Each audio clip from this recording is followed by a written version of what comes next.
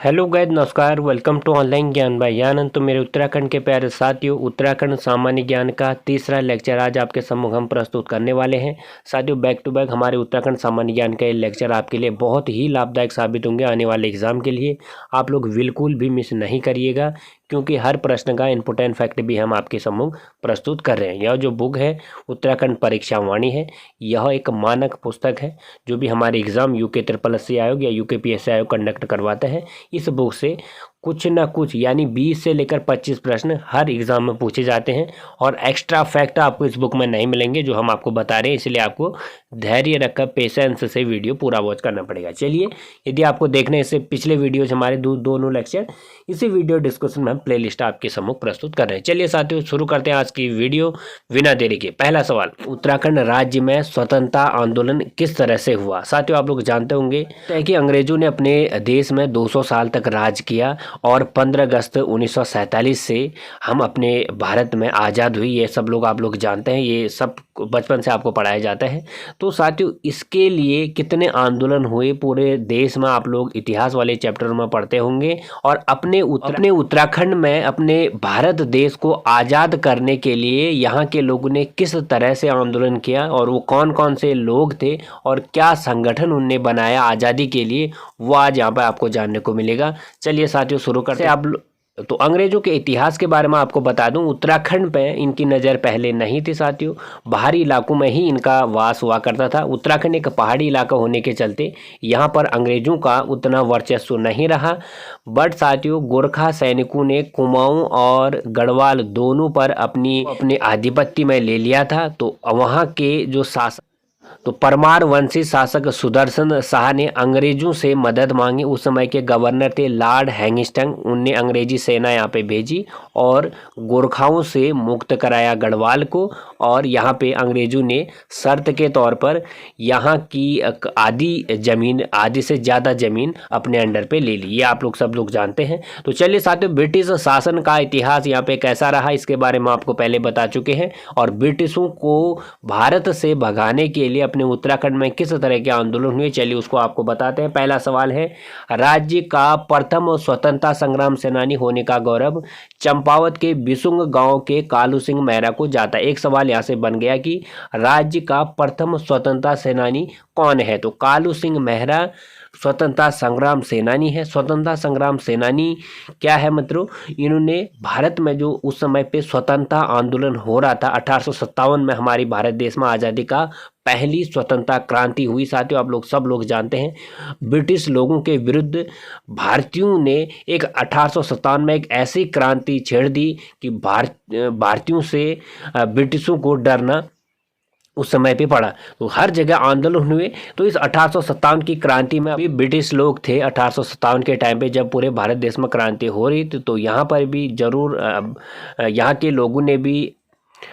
लोगों ने भी अंग्रेजों को यहाँ से खदेड़ना शुरू किया और यहाँ पे एक क्रांतिवीर संगठन बनाया कालू सिंह मेहरा जी ने 1857 की क्रांति के दौरान। तो प्रथम स्वतंत्रता संग्राम सेनानी होने का गौरव अपने उत्तराखंड में किसी को दिया जाता है, तो किसको दिया जाता है? कालू सिंह मेहरा को। दूसरा सवाल है, अल्मोड़ा में राजनीतिक सचेतना बढ़ाने के लिए डिबेटिंग क्लब की स्थापना कब की गई? तो अल्मोड़ा में राजनीतिक सचेतना, साथियों अपना उत्तराखंड पहाड़ी इलाका था और यहाँ पे जो लोग थे उनको स्वतंत्रता से उतनी जानकारी न होने की वजह से राजनीतिक सचेतना बढ़े, उसके लिए हमारे अल्मोड़ा में डिबेटिंग क्लब की स्थापना स्थानीय निवासियों के द्वारा की गई, जिनका नाम था हमारे गोविंद बल्लभ पंत, एकमात्र भारत रत्न प्राप्तकर्ता उत्तराखंड से, और दूसरे हमारे हरगोविंद पंत जी हो गए और बद्रीदत्त पांडे जी हो गए, जिन्हें कुमाऊं का इतिहास नामक कृति लिखी थी। तो इनके द्वारा अल्मोड़ा में डिबेटिंग क्लब की स्थापना की गई। कब? 1870 में। इस डिबेटिंग क्लब का उद्देश्य क्या था? क्योंकि उत्तराखंड पहाड़ी इलाका होने के चलते यहाँ के लोगों में उतनी राजनीतिक सचेतना नहीं थी कि कैसे भारत को आज़ादी मिलके यहाँ पे क्या होगा क्या नहीं होगा। इसके लिए राजनीतिक सचेतना बढ़े, राजनीतिक गतिविधि बढ़े, इसके लिए डिबेटिंग क्लब की स्थापना अल्मोड़ा में कब की गई? 1870 में।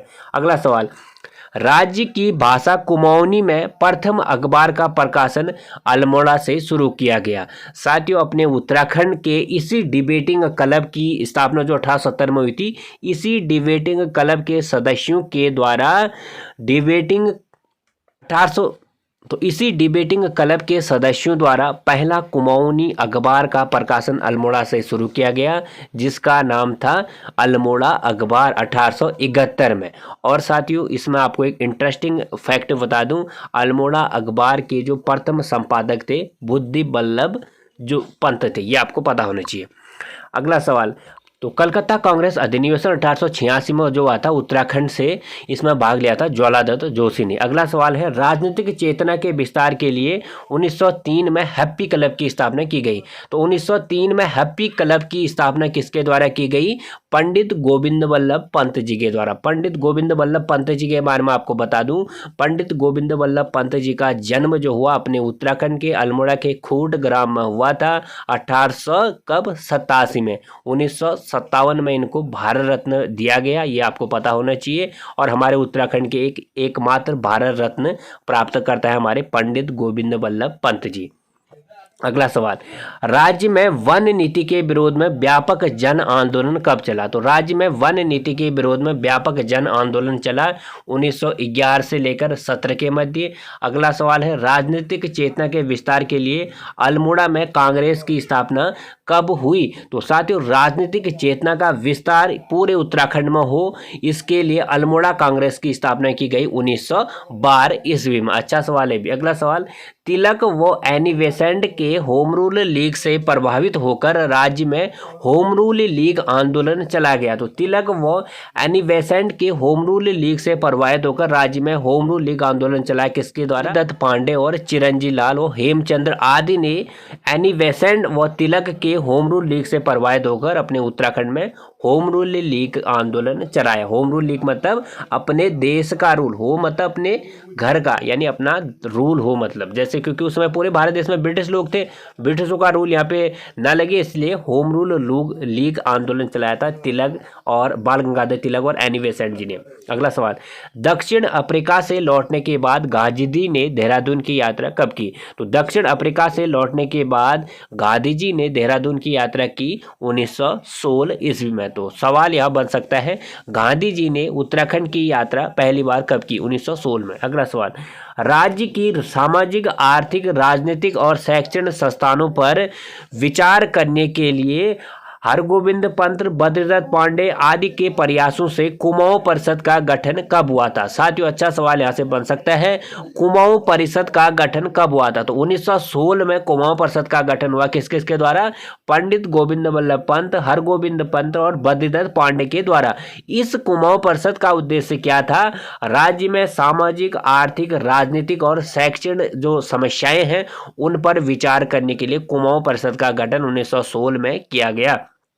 अगला सवाल, कुमाऊं परिषद का कांग्रेस में विलय कब हुआ? तो साथियों 1916 में गठित हुआ कुमाऊं परिषद और इसके 10 साल बाद इसको कांग्रेस में विलय कर दिया था 1926 में। यहां से सवाल बन सकता है, कुमाऊं परिषद का कांग्रेस में विलय कब हुआ? 1926 में। अगला सवाल, गढ़वाल तो गढ़वाल क्षेत्र में भी गढ़वाल कांग्रेस की स्थापना हुई 1918 ईस्वी में किसके प्रयासों से? बैरिस्टर मुकुंदलाल और अनुसुईया प्रसाद बहुगुणा के प्रयासों से। यहां से सवाल बन सकता है, गढ़वाल क्षेत्र में गढ़वाल कांग्रेस की स्थापना किसने की थी? 1918 में की थी बैरिस्टर मुकुंदलाल और अनुसुईया प्रसाद बहुगुणा ने। और अगला सवाल, अमृतसर कांग्रेस 1919 में गढ़वाल के किन दो नेताओं ने भाग लिया था? तो अमृतसर कांग्रेस 1919 में जो हुआ था, तो अमृतसर में जो कांग्रेस का अधिनिवेशन हुआ था 1919 ईस्वी में, उसमें गढ़वाल के अनुसुईया प्रसाद बहुगुणा और मुकुंदलाल ने भाग लिया था।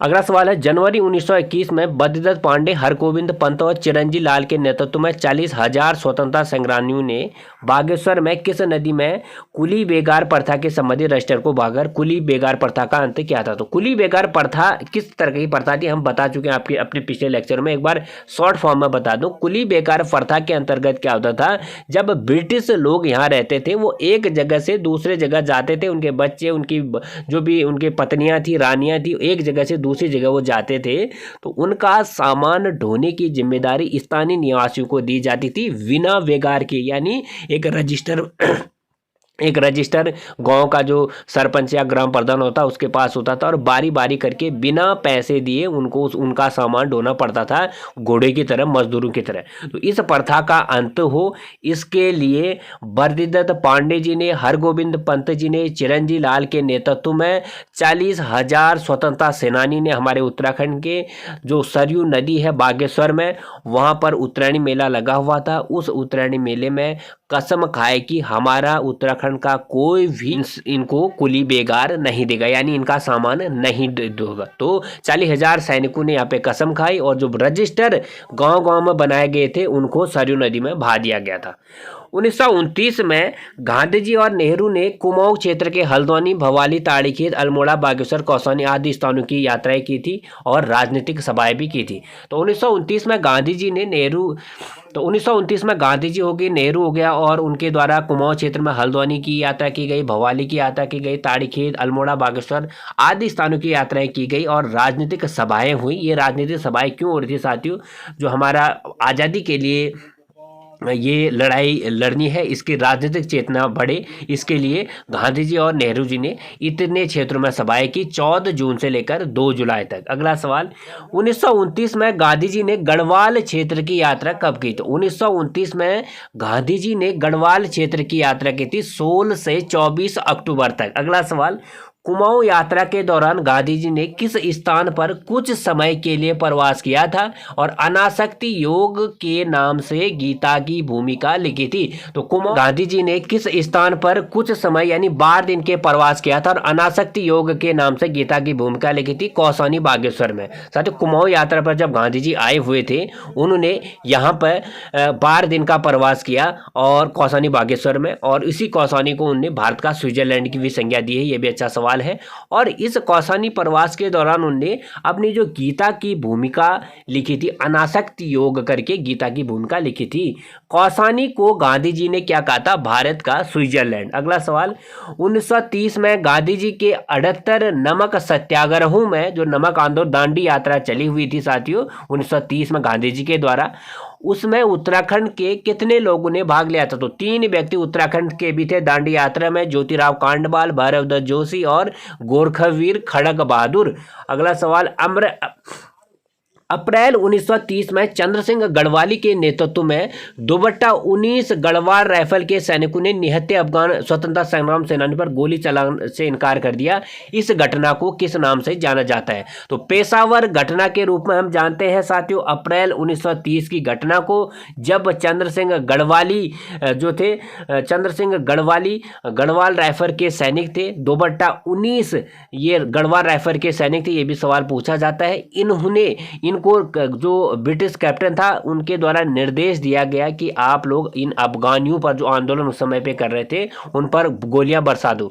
तो साथियों हमारे चंद्र सिंह गढ़वाली ने निहत्थे अफगान स्वतंत्रता सेनानियों पर गोली चलाने से इनकार कर दिया।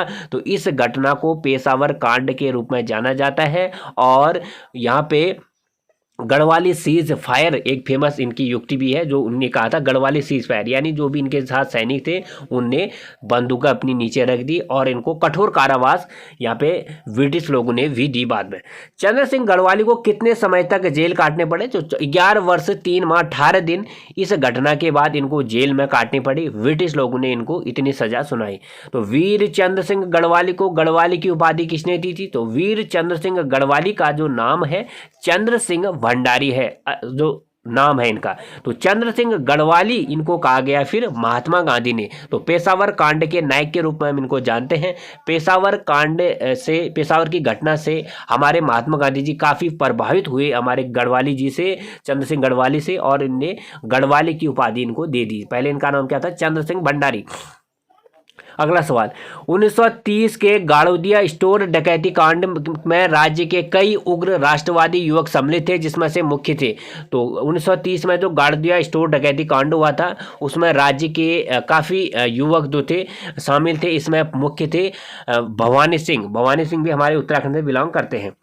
चनौंदा सोमेश्वर अल्मोड़ा में 1937 में गांधी आश्रम की स्थापना किसने की? तो गांधी आश्रम की स्थापना 1937 में सोमेश्वर अल्मोड़ा में किसके द्वारा की गई? शांतिलाल त्रिवेदी के द्वारा। तो अच्छा सवाल यहाँ से बन सकता है, गांधी आश्रम की स्थापना अल्मोड़ा में कब की गई? तो चनौंदा जो सोमेश्वर में पड़ता है, अल्मोड़ा जिला है इनका, तो 1937 में गांधी आश्रम की स्थापना शांतिलाल त्रिवेदी ने की थी। अगला सवाल, स्वतंत्रता आंदोलन के दौरान 5 सितंबर 1942 को खुमार नामक स्थान पर, जो कि सल्ट कांग्रेस का मुख्यालय था, अंग्रेजों की गोलियों से गंगाराम व खेमादेग नामक 2 भाई व चूड़ामणि शहीद हो गए। सल्ट की भूमिका को सराहना करते हुए गांधी जी ने इसको किस नाम दिया? तो सल्ट की घटना साथियों को कुमाऊं का बारदोली कहा जाता है। कुमाऊं का बारदोली किसे कहा जाता है? आता है एग्जाम में, आपको पता होना चाहिए। सल्ट क्षेत्र को कुमाऊं का बारदोली कहा जाता है। इस सल्ट क्षेत्र में क्या हुआ, क्यों यहाँ पे गोलियां बरसाई गई, इसको हम आपको बता देते हैं। क्योंकि जो सल्ट क्षेत्र था अल्मोड़ा का, वह कांग्रेस का उस समय मुख्यालय हुआ करता था। क्योंकि यहाँ पे काफी राजनीतिक गतिविधियां उस समय के आंदोलनकारी कर रहे थे, और जो जनसभाएं हो रही थी और होनी थी, उसके लिए यहाँ पे जो राजनीतिक उस समय के स्वतंत्रता आंदोलन थे वो यहाँ पे कर रहे थे। और यहाँ पे साथियों गोलियां बरसा दी अंग्रेजों ने, जिसमें 2 भाई, सके भाई गंगाराम और खेमादेग नामक 2 भाई और चूड़ामणि जी शहीद हो गई। और सल्ट की घटना कब हुई? 5 सितंबर 1942 को। अगला सवाल, खुमार सल्ट क्षेत्र में प्रत्येक वर्ष शहीद दिवस कब मनाया जाता है? तो सल्ट क्षेत्र में शहीद दिवस कब मनाया जाता है? 5 सितंबर को। 5 सितंबर 1942 की घटना जो है स्वतंत्रता के में एक महत्वपूर्ण रोल अदा करती है, क्योंकि इसको कुमाऊं की बारदोली की संज्ञा हमारे गांधी जी ने दी है। अगला सवाल, नमक सत्याग्रह के दौरान अल्मोड़ा नगरपालिका भवन पर कुंती वर्मा, जीवंती, मंगला, रेवती आदि महिलाओं ने किसके नेतृत्व में तिरंगा फहराया था? तो साथियों नमक आंदोलन जब चल रहा था, तो उस समय अल्मोड़ा नगरपालिका भवन पर कुंती वर्मा, जीवंती होगी, मंगला होगी, रेवती आदि महिलाओं ने नेतृत्व में तिरंगा फहराया था। विष्णु देवी शाह। ठीक है।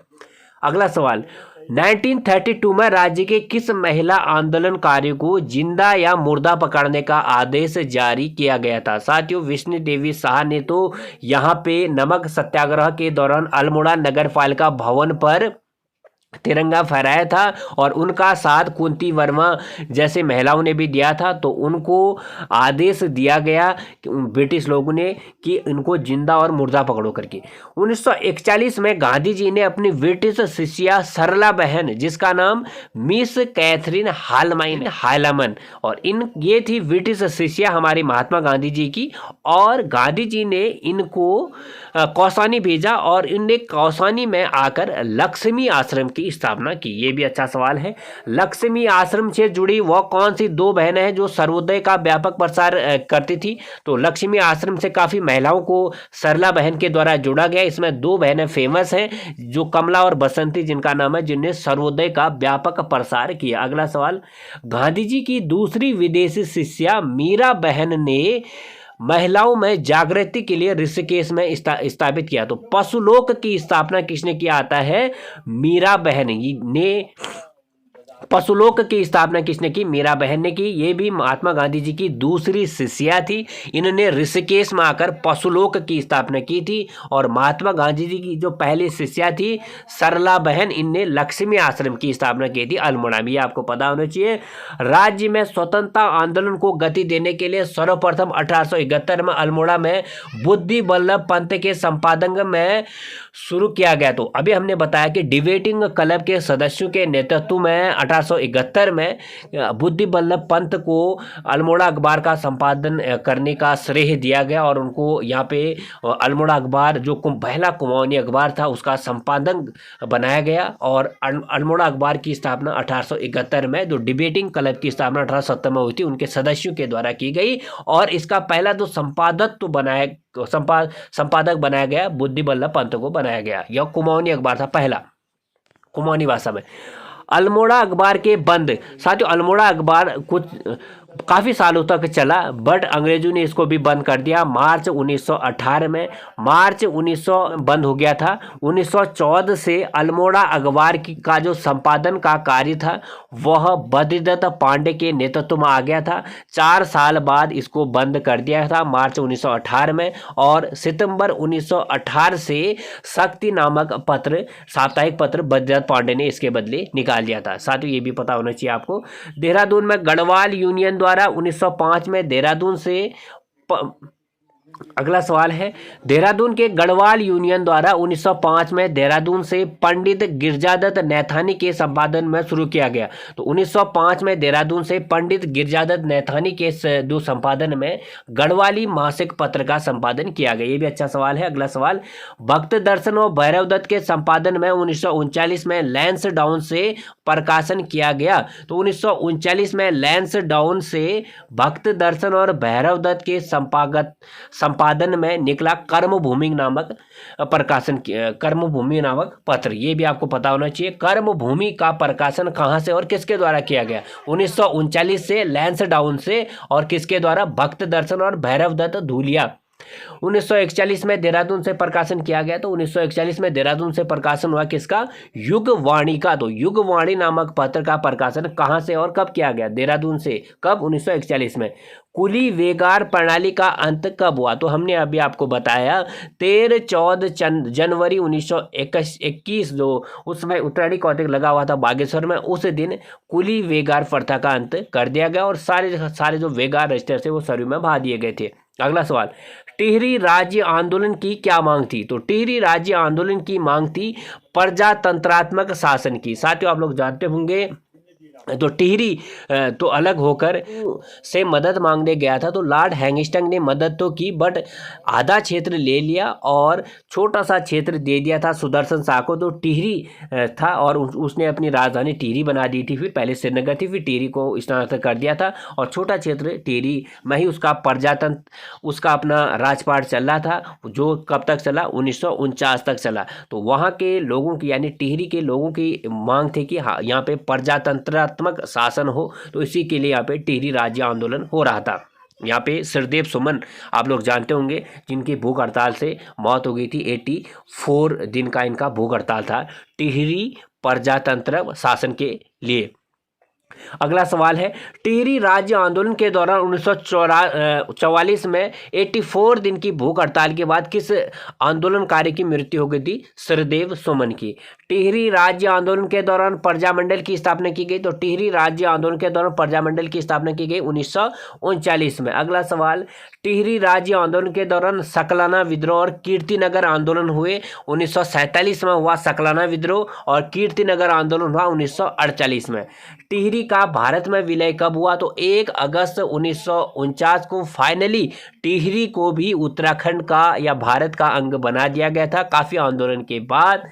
अगला सवाल, ढोला पालकी आंदोलन संबंधित है। तो ढोला पालकी आंदोलन संबंधित है शिल्पकारों या दलितों से।